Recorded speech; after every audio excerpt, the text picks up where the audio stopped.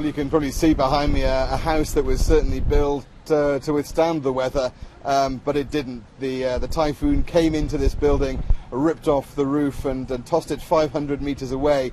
I spoke to the man who was in this house. He and his wife and his granddaughter were hiding under a table, he with a crash helmet on, thinking that was it, that the storm was going to take them. But they survived it. They came out the next day when the wind dropped, and they saw the extent of the damage that's done to the house. Now this is a concrete, solid building. As we've come up this road north, up the island, every house we've come to has had some kind of damage, either a roof ripped off or a wooden house flattened completely.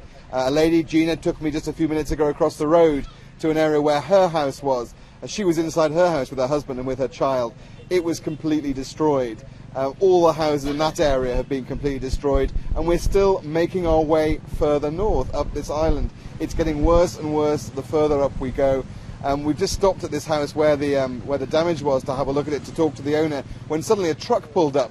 It was a group of people who'd come from Cebu City, 3-4 hour drive away from here. They'd loaded up what they could, rice, water, some tins. They put them in the back of the van. They came up here and they set up a queue of people lined outside waiting to get the little bit of rice that they were giving to them.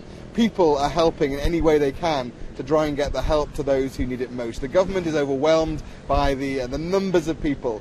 This is an accessible area. This has a road that functions, and yet still help isn't getting through to people. We saw some repairing the power lines. It seemed like a thankless task, but you've got to start somewhere. But the problems that we're seeing here are just worse. Further up in this island where there's no power, and in the other islands, the more remote places where people still haven't even got to yet.